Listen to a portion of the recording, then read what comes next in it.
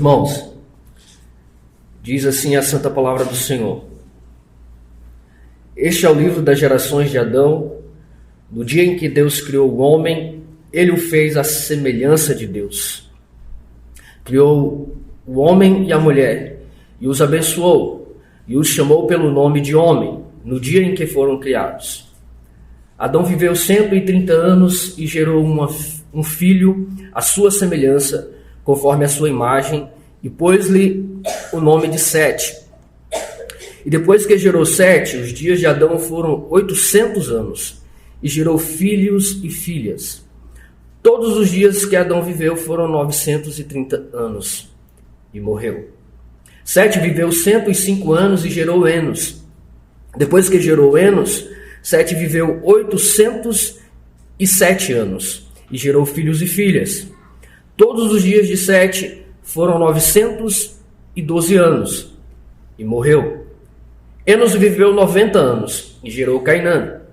Depois que gerou Cainã, Enos viveu 815 anos, e gerou filhos e filhas. Todos os dias de Enos foram 905 anos, e morreu. Cainã viveu 70 anos, e gerou Malaléu. Depois que gerou Malaléu, Cainã viveu 840 anos, e gerou filhos e filhas. Todos os dias de Cainã foram 910 anos, e morreu. Malaléu viveu 65 anos, e gerou Jared. Depois que gerou Jared, Malaléu viveu 830 anos, e gerou filhos e filhas. Todos os dias de Malaléu foram 895 anos, e morreu. Jared viveu 162 anos, e gerou Enoque. Depois que gerou Enoque, Jared viveu 800 anos, e gerou filhos e filhas. Todos os dias de Jared foram 962 anos, e morreu. Enoque viveu 65 anos, e gerou Matusalém.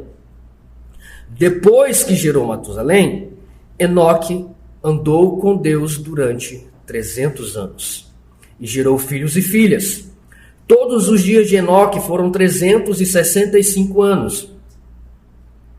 Enoque andou com Deus até que não foi mais visto, porque Deus o havia tomado. Matusalém viveu 187 anos e gerou Lameque. Depois que gerou Lameque, Matusalém viveu 782 anos e gerou filhos e filhas. Todos os dias de Matusalém foram 969 anos e morreu. Lameque viveu 182 anos e gerou um filho, a quem chamou Noé, dizendo: este nos consolará de nossas obras e do trabalho de nossas mãos, que provém da terra que o Senhor amaldiçoou. Depois que gerou Noé, Lameque viveu 595 anos e gerou filhos e filhas. Todos os dias de Lameque foram 777 anos e morreu. E Noé tinha 500 anos quando havia gerado Sem, Cã e Jafé. Vamos ao Senhor em oração novamente. Bendito Deus, nosso Senhor e Pai, é a Tua palavra, Senhor, que está e será exposta diante de nós. Eu te peço que o Teu Santo Espírito me auxilie para que eu possa expor a Tua palavra, Senhor, de maneira clara e objetiva, e que eu auxilie aqueles que me ouvem para que possam estar com o coração aberto, os ouvidos atentos, possam guardar a Tua palavra em seus corações, Senhor, e serem edificados conforme a Tua santa, boa e perfeita vontade. Em nome de Cristo Jesus, o Teu Filho, nosso Senhor. Amém. Meus irmãos, o assunto pelo qual vamos falar nessa manhã demandaria bem mais tempo do que temos à disposição hoje. Só para os irmãos terem uma ideia, eu tive bastante trabalho para reduzir o sermão, para condensar as informações, para ficar dentro do tempo que nós temos disponível. O manuscrito do sermão chegou a ter 6.300 palavras. Então, e o que eu trouxe aqui para os irmãos tem uma média de 4.300. Então, muita coisa sobre esse assunto ainda pode ser explorado. Então,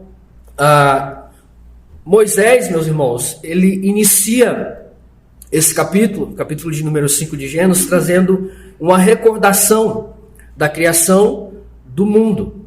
Os 2 primeiros versos são basicamente um resumo dos 2 primeiros capítulos do livro de Gênesis. Então ele faz uma conexão entre a descendência de Adão, por meio de Sete, com a criação original. Então, em contraste com a linhagem de Caim no capítulo anterior, no final do capítulo 4, dos versos 17 ao 24, nesse destaque, nessa contraste, Moisés destaca a linhagem piedosa no capítulo 5, certo? Então Moisés deixa de fora toda a linhagem de Caim e volta a sua atenção para a linhagem de Sete, ressaltando que a linhagem da aliança é aquela que vem de Sete e que esta tem um lugar especial no plano redentor, no plano redentivo de Deus para o seu povo. Então, este capítulo, com seu relato das idades desses homens, é o único registro antigo e autêntico da história humana do período que se estende da criação original até o dilúvio. Nós temos um período de cerca de 1656 anos, conforme o texto hebraico. À primeira vista, esse texto parece conter apenas, digamos assim, o pedigree dos primeiros patriarcas. No entanto, ao considerarmos que essa é a linhagem que conduz de forma consistente a semente prometida e que não termina até ser resumida na pessoa do nosso Senhor Jesus Cristo, nós percebemos que esta, de maneira nenhuma, é uma das aquelas que o apóstolo Paulo menciona como fábulas de genealogias sem fim, mas sim que aquela que aponta para aquele que possui o poder de uma vida sem fim.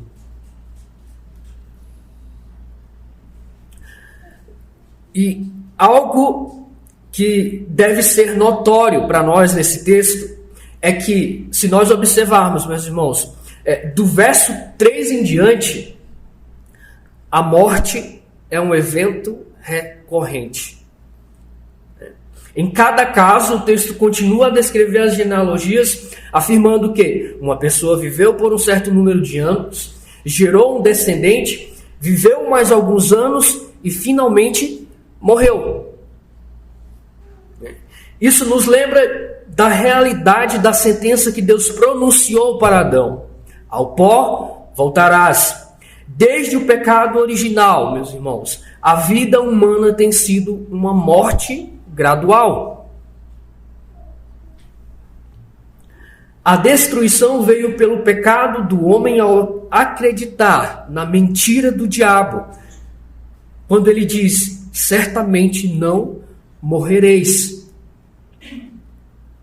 A repetição da frase "e morreu", e ele morreu, ao longo do capítulo indica a vindicação de Deus contra a mentira do diabo, a reivindicação do Senhor contra tal mentira. Certamente morrereis. Então Deus registra que muitos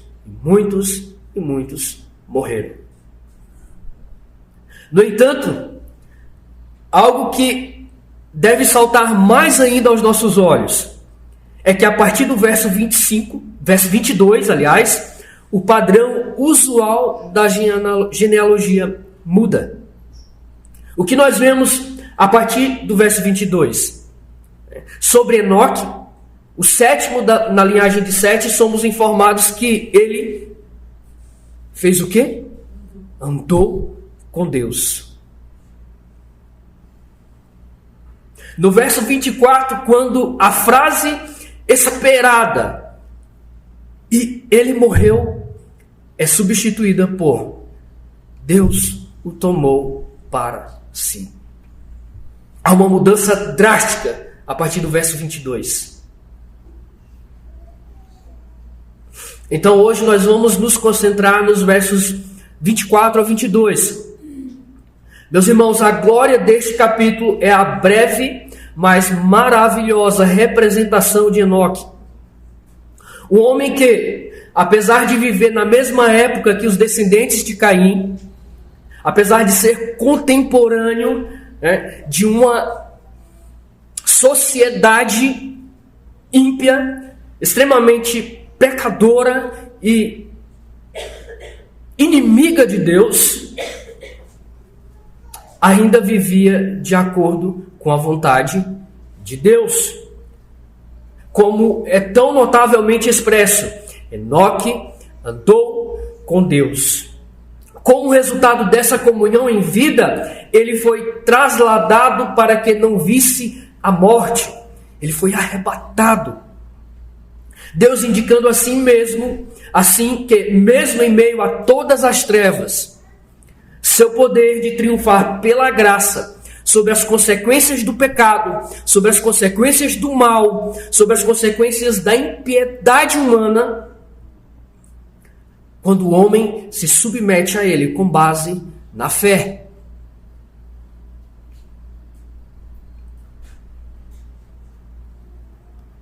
Muitos homens desobedientes a Deus alegam que seus mandamentos são impossíveis de se cumprir, pois vão contra a natureza humana. Esses eram os sentimentos nutridos por aquele servo infiel no Evangelho de Mateus, capítulo 25. Quando ele se apresenta diante do seu Senhor para devolver aquele talento, ele se refere ao seu Senhor: Senhor, eu sei que tu és duro demais, que tu colhes onde não semeia.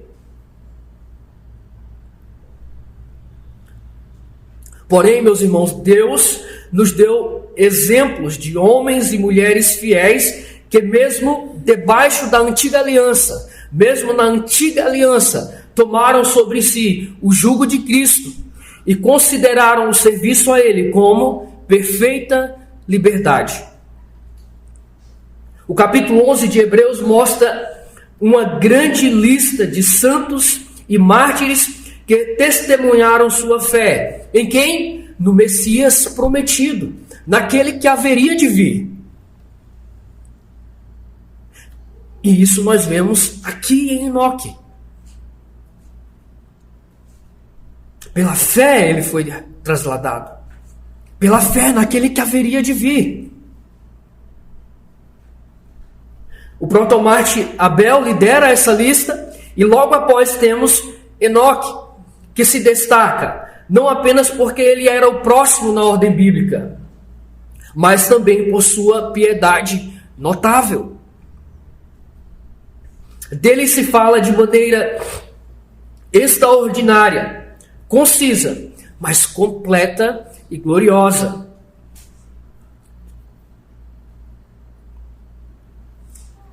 Tanto se deu de seu comportamento nesse mundo, como pelo modo triunfante de sua entrada no outro. O primeiro, nestas palavras, Enoque andou com Deus. O segundo, nestas, Deus o tomou para si. Ele não foi encontrado e não experimentou a morte. Ele não foi levado da maneira comum. Deus o arrebatou. Hebreus 11, verso 5. E embora, meus irmãos, não esteja explicitamente claro quem era Enoque, me parece que ele era uma figura pública. E se dermos crédito ao apóstolo Judas, veremos que Enoque era um pregador fervoroso, como ele evidencia por uma de suas profecias citadas por Judas. Eis que o Senhor vem com milhares de seus santos para julgar a todos e condenar todos os ímpios por todas as suas obras ímpias que cometeram impiedosamente e por todas as palavras duras que pecadores ímpios falaram contra ele. Versos 14 e 15 da Epístola de Judas. Independente de Enoque ser uma figura pública ou comum, ele deixou um testemunho nobre através de uma vida piedosa. O autor aos Hebreus nos diz que antes de ser arrebatado, Enoque tinha o testemunho de que agradava a Deus. Logo, nós podemos deduzir que esse testemunho era público. Público.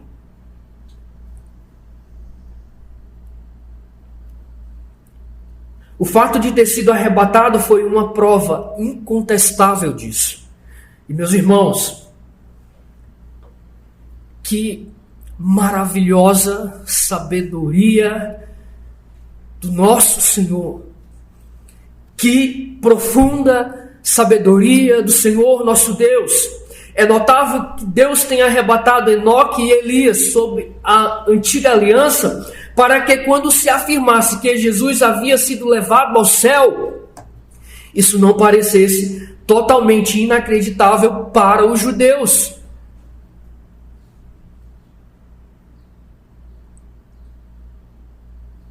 Por quê? Já que eles mesmos confessavam que 2 de seus próprios profetas haviam sido arrebatados séculos antes.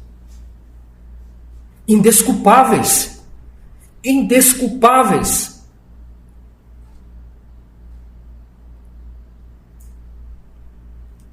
No entanto, meu objetivo não é me deter mais na análise da virtude de Enoque, mas falar conforme o Senhor me capacitar sobre algo muito importante, o andar com Deus.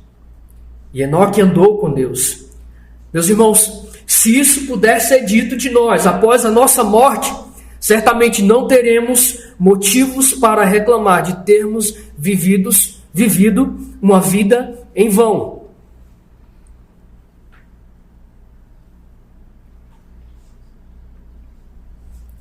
Desenvolvendo o assunto proposto, eu pretendo empenhar-me para mostrar o que está implícito nas palavras andou com Deus e, segundo, prescrever alguns meios pelos quais, se devidamente obedecidos, nós possamos manter o andar com Deus.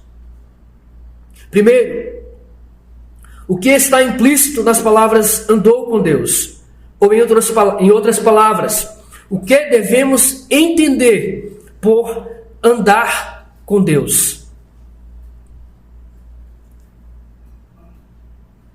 Isso implica que o poder da inimizade predominante que existia no coração do homem foi destituído pelo bendito Espírito de Deus. Pode ser uma afirmação dura para alguns, mas nossa experiência cotidiana confirma o que as Escrituras frequentemente afirmam. A mente carnal, a mente do homem natural, a mente do homem não regenerado é governada por essa inimizade contra Deus, de tal forma que não se submete à lei de Deus e nem de fato pode fazê-lo, pois considera contrário à sua natureza carnal. E o é, de fato. Nossos primeiros pais contraíram essas hostilidades, ou essa hostilidade, essa inimizade, quando, por ocasião da queda, separaram-se de Deus ao comerem do fruto proibido. E por conseguinte, contaminando completamente toda a sua descendência. Veja, essa inimizade logo se manifestou quando Adão tentou o quê? Se esconder atrás das árvores do jardim. E ao ouvir a voz do Senhor, ao invés de correr em sua direção com o coração aberto, dizendo: aqui estou, eis-me aqui. Ele agora não queria nenhum tipo de comunhão com Deus. E a sua hostilidade, a sua inimizade ficou ainda mais evidente através da desculpa que ele deu ao Altíssimo. A mulher, ou esta mulher que você me deu, ela me deu do fruto e eu comi. Meus irmãos, é como se ele estivesse dizendo: se você não tivesse me dado esta mulher, eu não teria pecado contra você. Você é o culpado da minha transgressão. Essa inimizade se revela novamente em Caim, que odiou e matou seu irmão Abel, porque ele encontrou favor diante de Deus. E essa inimizade governa e prevalece em cada homem gerado da descendência de Adão. Desde então, meus irmãos, a aversão à comunhão com Deus, a aversão à sua palavra, a aversão à oração e aos deveres santos é encontrada desde a mais tenra idade. E todo esse pecado e impiedade manifestos, que como um dilúvio tem inundado o mundo, são apenas riachos que fluem desta fonte terrivelmente contaminada. O coração do homem desesperadamente mau e enganoso.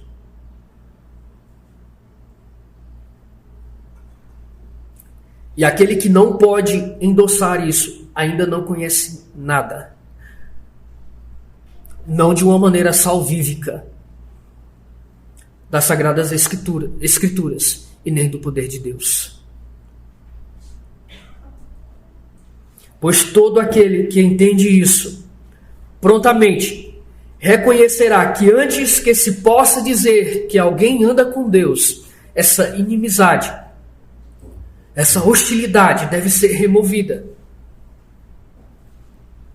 Pois as pessoas que mantêm ódio e inimizade irreconciliável entre si nunca andarão juntas.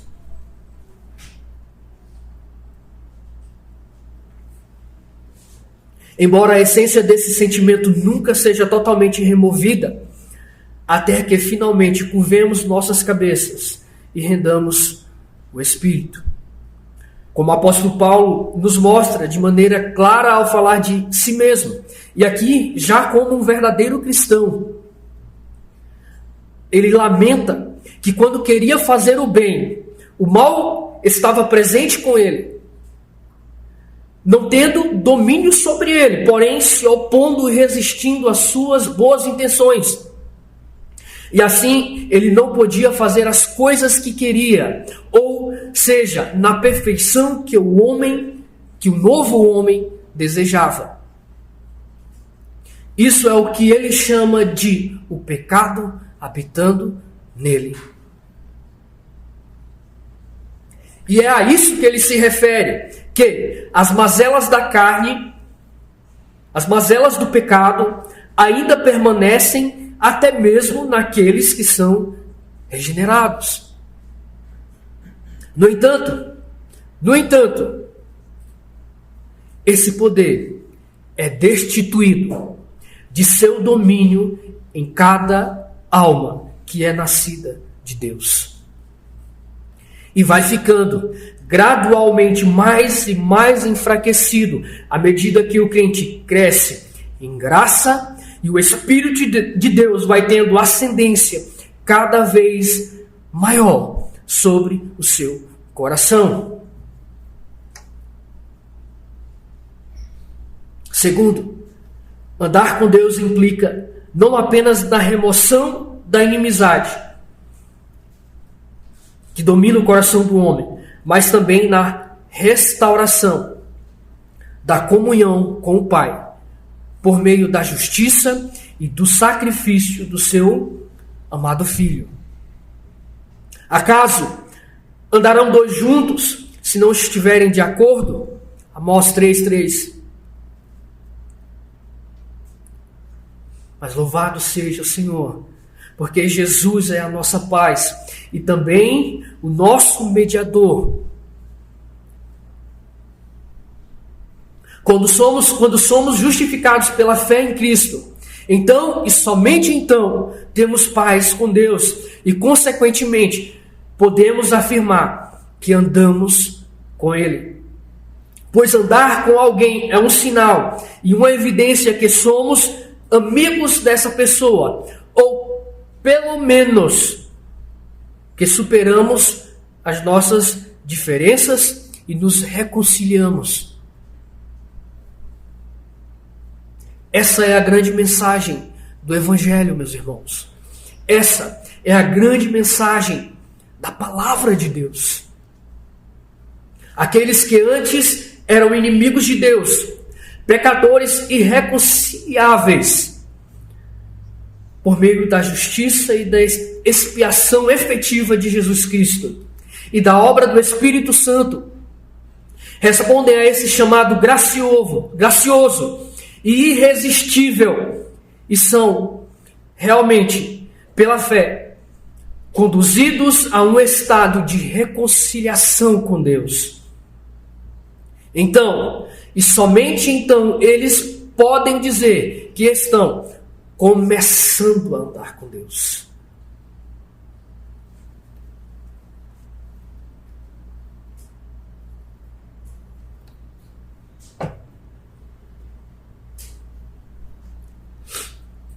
Em terceiro lugar, andar com Deus implica em estabelecer uma comunhão constante e sólida com Ele. O que é referido nas Escrituras como o Espírito Santo habitando em vós. Esta foi a promessa de nosso Senhor quando afirmou aos discípulos que o Espírito Santo estaria neles e com eles, não como um visitante que passava a noite e a partir da manhã e parte na manhã seguinte, mas para estabelecer morada, para habitar em seus corações. Acredito que isso é o que o apóstolo João queria que entendêssemos quando ele fala de uma pessoa permanecendo nele, em Cristo, e andando com ele, como se ele mesmo também andasse. E aqui os homens vão lembrar de uma de nossas resoluções.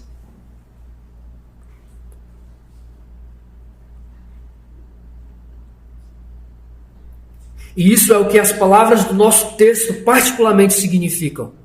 E Enoque andou com Deus. Ou seja, ele manteve e cultivou uma comunhão santa, firme, habitual, inquestionável e ininterrupta com Deus. Através de seu Filho Jesus, o Cristo. Porque foi pela fé naquele que haveria de vir.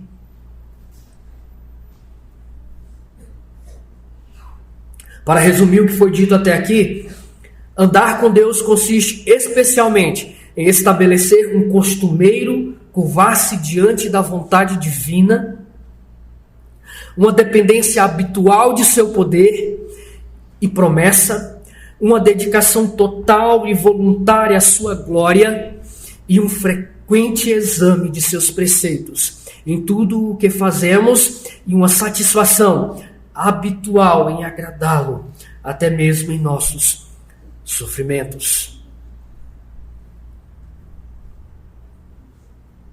Quarto, andar com Deus implica em progredir ou avançar na vida espiritual. Meus irmãos, a principal ideia por trás da palavra andar é um movimento progressivo adiante, correto? Ninguém anda para trás. Há poucas exceções. mas ninguém anda para trás. Mesmo que alguém caminhe lentamente, está avançando e não permanece parada no mesmo lugar, certo? Isso se aplica àqueles que andam com Deus. Eles avançam, como o salmista diz, de força em força. Ou, nas palavras do apóstolo Paulo, somos transformados de glória em glória em sua própria imagem, como pelo Espírito do Senhor.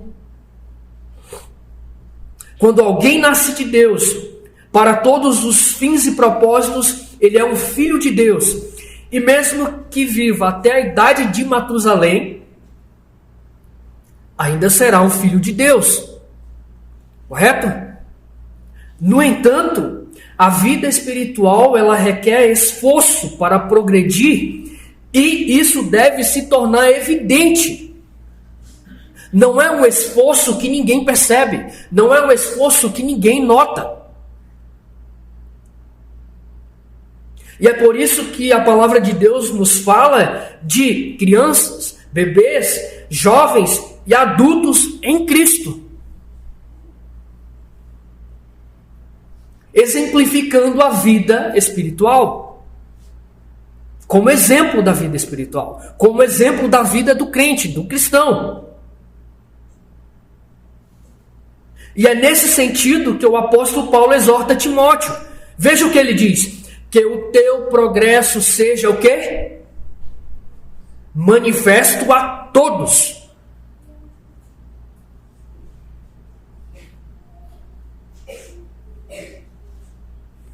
E o que é exigido de Timóteo, em particular pelo apóstolo Paulo,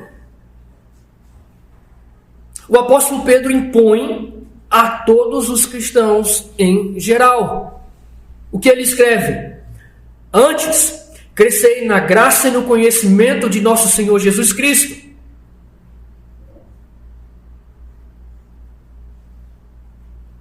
Pois a nova criatura cresce em estatura espiritual.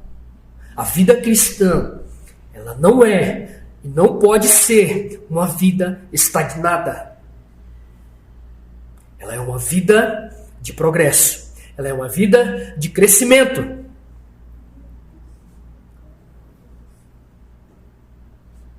E não é um crescimento que vem de forma inerte. É um crescimento que tem que ser buscado por esforço. A partir do que foi dito, podemos agora entender o que significa andar com Deus. Ou seja, ter intimidade, ou seja, ter a inimizade que prevalecia em nossos corações, removida pelo poder do Espírito Santo de Deus. Viver verdadeiramente reconciliados e unidos a Deus pela fé em seu Filho. Ter e cultivar uma comunhão sólida com Ele e fazer progresso diário no relacionamento com Deus, a fim de sermos cada vez mais conformados à imagem de Deus. Aquela imagem que foi perdida lá no Éden. Aquela imagem que foi manchada com o pecado. É assim que ela será conformada, renovada, vivificada no novo homem. E como isso é realizado, ou em outras palavras, por quais meios os crentes cultivam e mantêm essa caminhada com Deus? É o que vamos considerar agora em nosso segundo ponto. Meios pelos quais, devidamente utilizados, nós possamos manter o andar com Deus.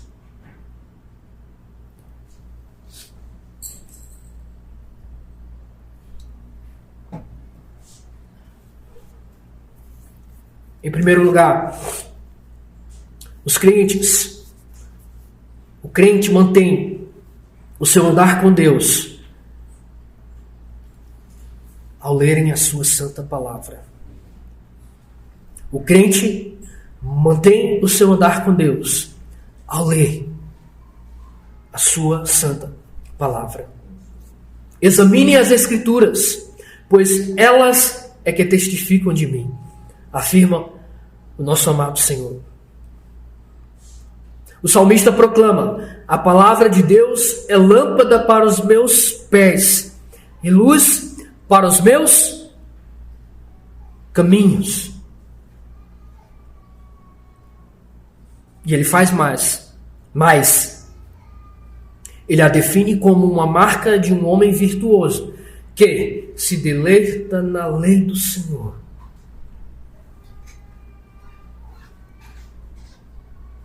E medita nela, dia e noite.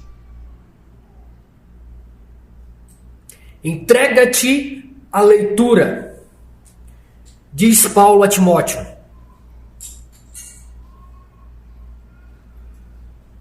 Entrega-te à leitura. E Deus ordena a Josué: não deixe este livro da lei se afastar de sua boca.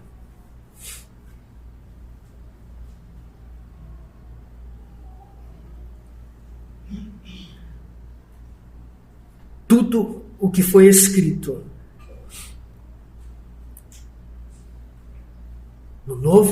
no Antigo e no Novo Testamento foi para nosso crescimento, para o nosso aprendizado, para a nossa edificação.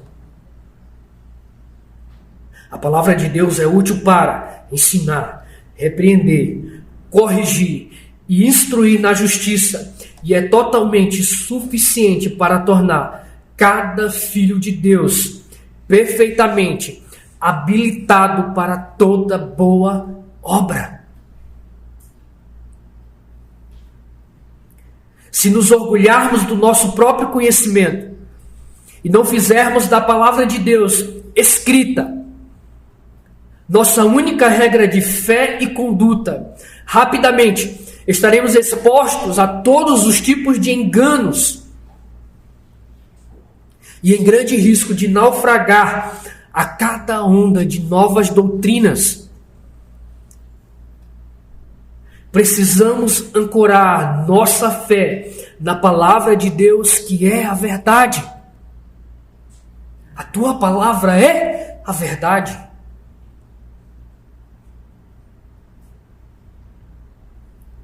As Escrituras são chamadas de os oráculos vivos de Deus. Não apenas porque elas são para gerar uma vida nova em nós, mas também porque a sustentam e a desenvolvem em nossas almas. Os oráculos vivos de Deus. Devemos fazer do seu testemunho nosso guia e diariamente, como Maria, sentar-se aos pés de Jesus e pela fé ouvir a sua palavra.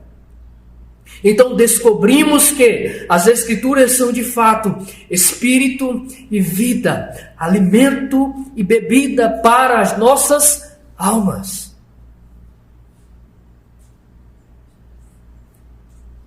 Eu encontrei grande bem por longo e sério estudo sobre a aliança da graça e a lei do Senhor. Eu ponderei sobre sua natureza, liberdade, plenitude, imutabilidade e com a fé, e como a fé assegura suas bênçãos. Meditar na lei do Senhor e no Evangelho, em suas promessas, ofertas e convites, me fortaleceu e me santificou. Escreve: isso me deu mais conhecimento de Cristo e de seus caminhos do que qualquer outra coisa em que me exercitei. Encontrei, de fato, as ministrações da vida, diz o piedoso ministro presbiteriano.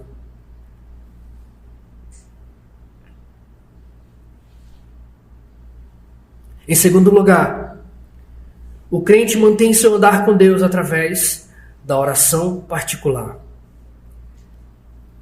E aqui, meus irmãos, não sei se os irmãos leram o texto que eu enviei no grupo do WhatsApp da igreja sobre oração. E eu confesso para os irmãos que a parte do estudo sobre esse sermão que mais me moeu, que mais me quebrou, foi sobre a oração particular.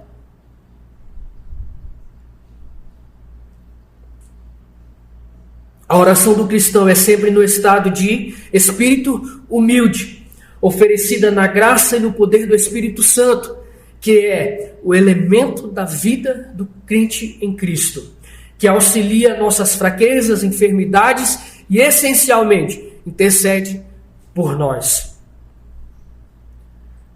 Meus irmãos, ocupar-se nas coisas de Deus não é o mesmo que se ocupar em oração com o próprio Deus das coisas.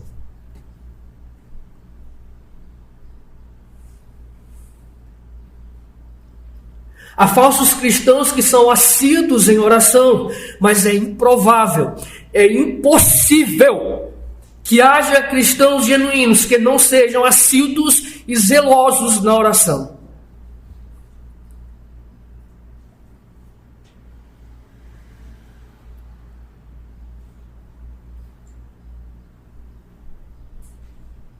Sobre isso, o puritano Joseph Alleine diz: aquele que negligencia a oração é um pecador caminhando para a mais profunda frieza espiritual. E ele diz mais: quem não é constante na oração é um hipócrita. A menos que a falta seja contrária ao seu hábito, sob a força de alguma tentação momentânea. Uma das primeiras coisas que se manifesta a conversão é que ela leva o cristão a orar.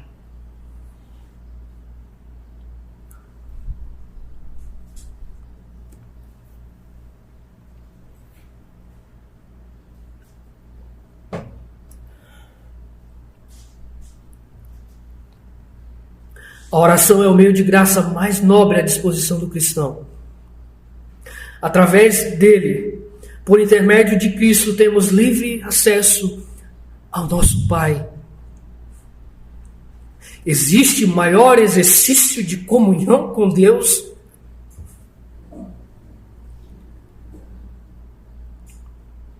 Orai sem cessar, diz o apóstolo, com todo tipo de oração e súplicas. Orai e vigiai, diz nosso Senhor. Para quê? Para que não entreis em tentação.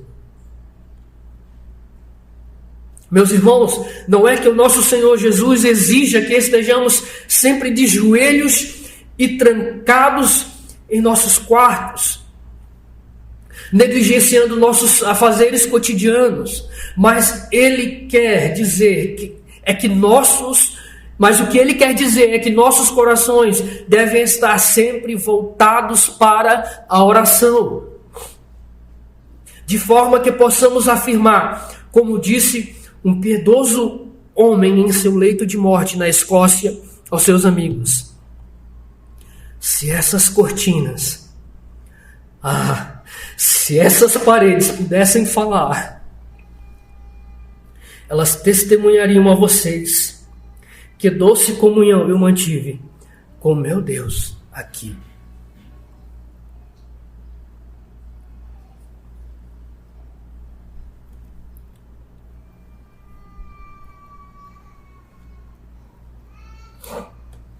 Calvino escreveu que a oração é o exercício primordial e contínuo da fé e o principal elemento da piedade.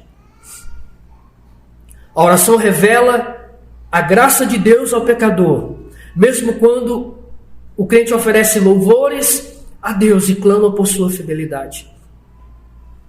Ele continua: a oração demonstra e confirma a piedade, tanto pessoal quanto corporativamente. Calvino entendia que quando o crente se submete à vontade de Deus na oração, a vontade do homem, sob a orientação do Espírito, e a vontade de Deus operam juntas em comunhão. Para ele, a oração não deve ser entendida como supérflua e sem valor à luz da soberania, onipotência e onisciência de Deus, pois Deus ordenou a oração tendo em vista não a si mesmo, mas ao homem, para que este se exercitasse na piedade. Portanto, orem.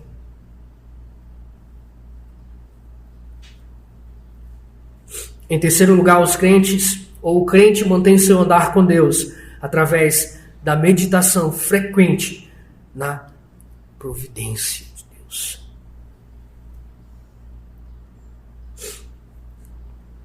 Lutero afirma que oração, leitura, provação e meditação são elementos que formam um ministro e também produzem e aperfeiçoam um cristão. A meditação para a alma, meus irmãos, é como a digestão para o corpo.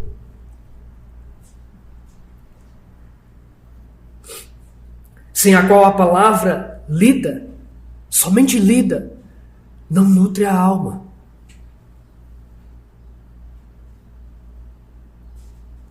Davi descobriu isso. Ele escreve, enquanto eu meditava. E ele continua, acendeu o fogo. Quando o crente medita na obra da providência e na palavra de Deus, especialmente na maior das obras, na maravilha das maravilhas, no mistério da piedade, Deus manifestado em carne, o Cordeiro de Deus morto pelos pecados de seu povo, frequentemente sente o fogo do amor divino se acender e se ver compelido, obrigado a usar a sua língua para falar da ternura de Deus para com a sua alma, a testificar para a sua própria alma.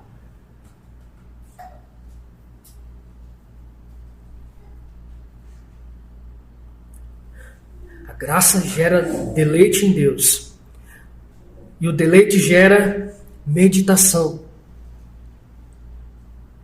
Para mostrar o quanto o homem piedoso deve estar habituado a essa bendita obra de meditação, o salmista acrescenta: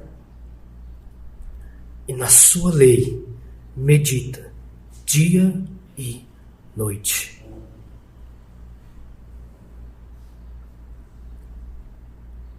Se cremos nas Escrituras, então devemos crer no que o Senhor revela nelas.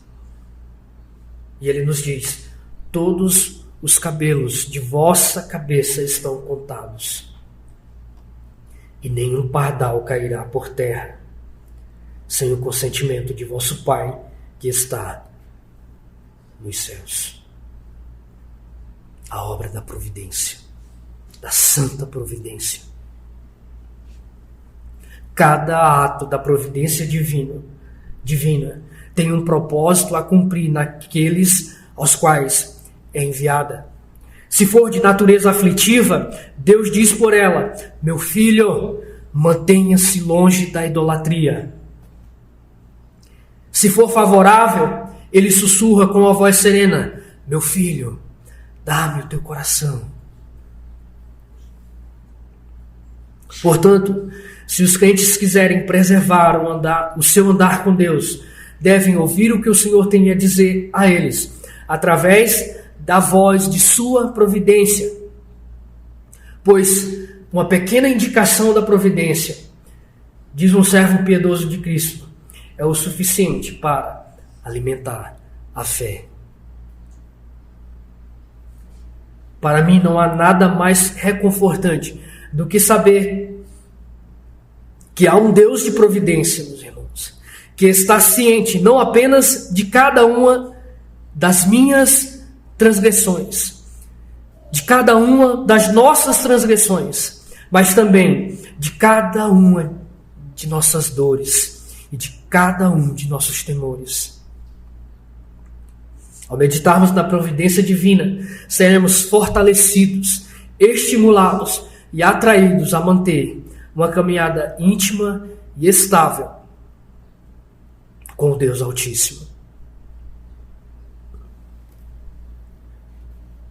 Em quarto lugar, o crente mantém seu andar com Deus através da obediência às ordenanças e perseverança na comunhão. Meios de graça particulares e meios de graça para a igreja, para o seu povo coletivo. Por isso está escrito que Zacarias e Isabel eram justos diante de Deus e andavam fielmente em todos os seus preceitos e mandamentos do Senhor. Lucas 1, verso 6. O conhecimento adequado de quem Deus é promove a verdadeira piedade cristã. Ou seja, ortodoxia. Que é isso? Está falando grego? Traduzo. Doutrina verdadeira. Produz ortopraxia. Ou seja, prática verdadeira. Conhecimento correto, a doutrina correta, produz a prática correta. Assim, eles, Zacarias e Isabel, através do seu testemunho, de que obedeciam, de que praticavam todos os preceitos e mandamentos do Senhor, eles demonstraram a sua justiça em todos os frutos de piedade e virtude pela obediência aos mandamentos do Senhor.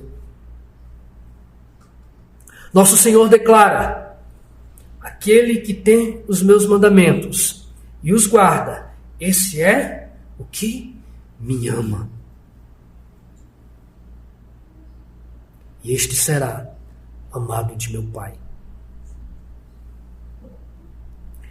Todo cristão corretamente instruído considerará os mandamentos como meios pelos quais Deus comunica a sua bendita graça. Consequentemente, meu irmão, se alguém pertence e ama a Cristo, ele também pertence e ama a sua igreja.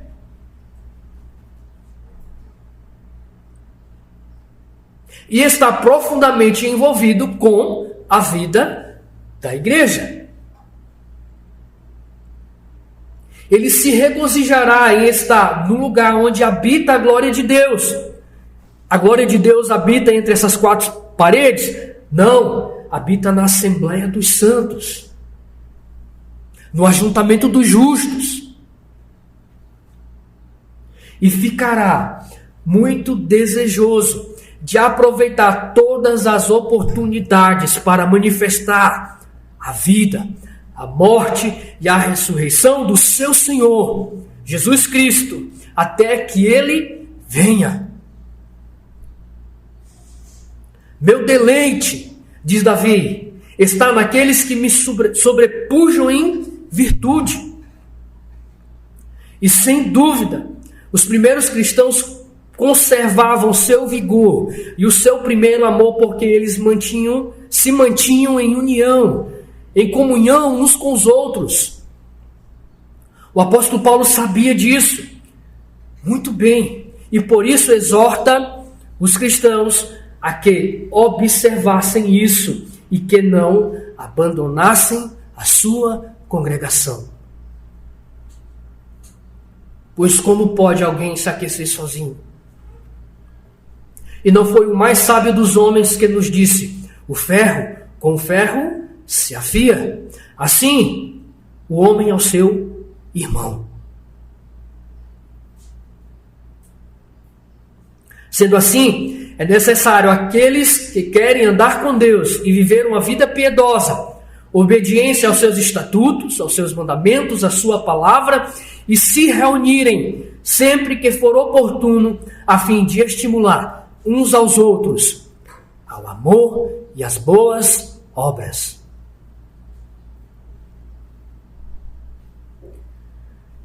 Concluindo, a partir do que foi dito, podemos agora entender que, antes mesmo do dilúvio, antes mesmo da aliança com Abraão, Deus tinha um povo na terra que vivia segundo a fé. Abel, o primeiro Marte, Enoque, Noé, aquele que foi o arauto da justiça, são as três figuras desse período cujas as vidas são registradas para nos dar testemunho disso, de que desde o princípio a comunhão com Deus foi por intermédio de Cristo Jesus, o seu Filho, aquele que fora prometido, e através da fé.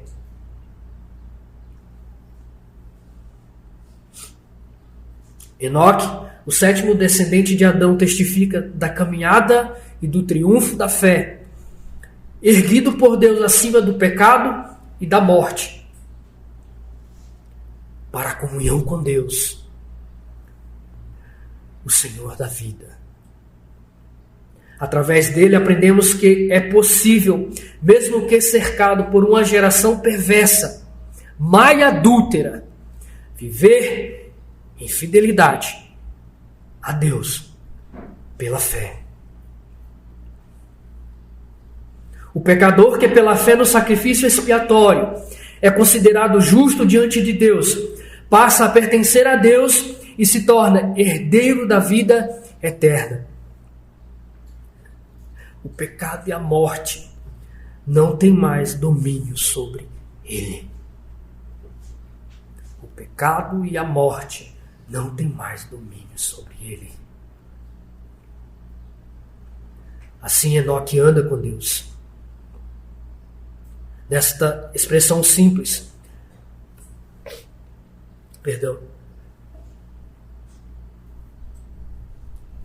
temos a descrição da nova vida. Andar com Deus. A dependência de sua orientação. A submissão à sua autoridade. A confiança no seu amor e graça. A comunhão contínua e habitual e uma mente conformada com a mente de Deus. E deleitando-se no Senhor. Esta é a nova vida. O que o gracioso e amável Deus do céu concedeu aos crentes para ajudá-los a desenvolverem a sua salvação, a fazerem as boas obras que Ele determinou e crescerem na graça. Meus irmãos, Deus exige de nós e Ele mesmo nos dá a graça e a capacidade para que cumpramos e ofereçamos a Ele aquilo que Ele exige de nós. Que graça maravilhosa, meus irmãos. Nós somos capacitados por aquele que exige, para que possamos cumprir as suas exigências. Deus oferece-nos coisas específicas a fim de obtermos esses resultados desejados. Ele oferece-nos os meios de graça. Foi o que falamos basicamente durante todo esse sermão. Meios de graça, para que possamos andar com Deus e manter uma comunhão firme e habitual para com Ele. Consideremos diligentemente esses meios de graça e de crescimento que foram expostos diante de nós nesta manhã. Quando utilizamos os meios de graça, percebemos os resultados percebemos o progresso. O nosso progresso é manifestado a todos. Crescimento espiritual, maturidade, alegria, santidade, semelhança a Cristo. Se estas qualidades estiverem presentes em nossas vidas, se essas qualidades estiverem sendo cultivadas em sua vida, haverá crescente comunhão com o Pai, o Filho e o Espírito Santo. Você será fortalecido e encorajado a andar com Cristo. Receberá a força e o poder espiritual necessários para vencer a tentação, o pecado e Satanás. Obterá ajuda indescritível em cada aspecto da vida cristã. Um Pai amoroso, sábio e gracioso, que habita nos céus, outorgou aos seus filhos estes meios para o próprio bem deles. Deuteronômio 10:13. Ele não os deu a fim de colocar os seus filhos em escravidão a regras estabelecidas pelos homens, mas para abençoar, fortalecer e encorajá-los. Os meios particulares da graça nos foram concedidos para sustentar-nos em nossa vida cristã diária, em um mundo de atividades cotidianas e extremamente, na sua maioria das vezes, pecaminosas. Os meios públicos de graça são para o nosso benefício na igreja local, pertencente ao Senhor Jesus Cristo. Praticá-los agora resultará em crescimento e frutificação de nossa vida cristã. Utilizar estes meios designados por Deus redundará em glória para Ele, expansão de seu reino, e nos proporcionará retidão, paz e alegria. Meus irmãos, não sigam Jesus à distância. Não sejam meramente formais. Não sejam frios no cumprimento dos santos preceitos. Apliquem-se à leitura bíblica e à oração. Meditem na santa providência. Não abandonem a sua congregação. Não sejam indiferentes para com as coisas do Senhor. Que haja em nós tal disposição. E em breve, todos nós brilharemos para sempre, como estrelas do firmamento, no reino de nosso Pai Celestial, para sempre e eternamente. Para Ele, para o seu bendito Filho e o Espírito eterno, seja toda a honra e a glória, agora e para sempre. Amém e amém. Nos colocamos de pé.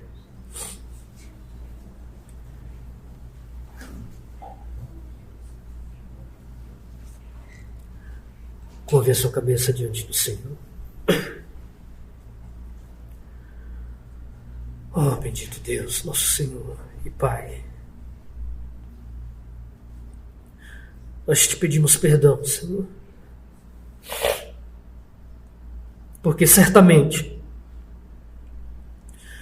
tendo sido expostos diante de nós, todos esses exemplos e meios pelos quais nós possamos manter uma íntima comunhão contigo, ficou latente diante dos nossos olhos a nossa negligência,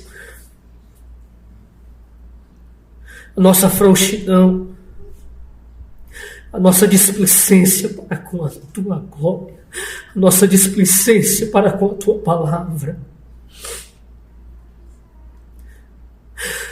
Oh, Senhor, que possamos rasgar os nossos corações de Ti em arrependimento.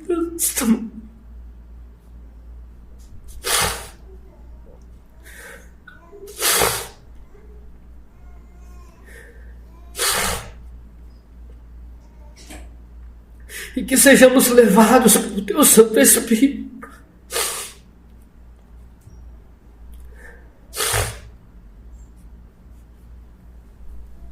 A partir de agora, Senhor, a partir deste dia, a nos aplicarmos diligentemente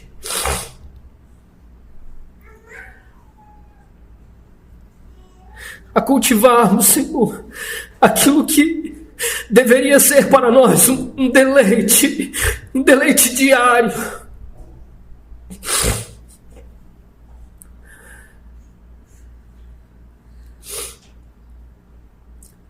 A prática, Senhor, dos meios de graça que Tu tens disponibilizado para nós tão abundantemente, para que possamos viver uma vida cristã, Senhor, cheia de frutos,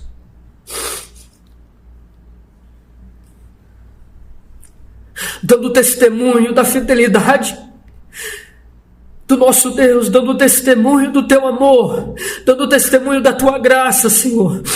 Mas em vez disso, temos vivido uma vida raquítica.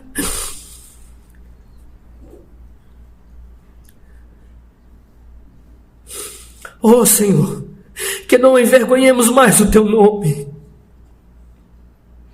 Que o Teu nome seja mantido santo entre nós. Em nome de Cristo Jesus, o Teu Filho, nosso Senhor.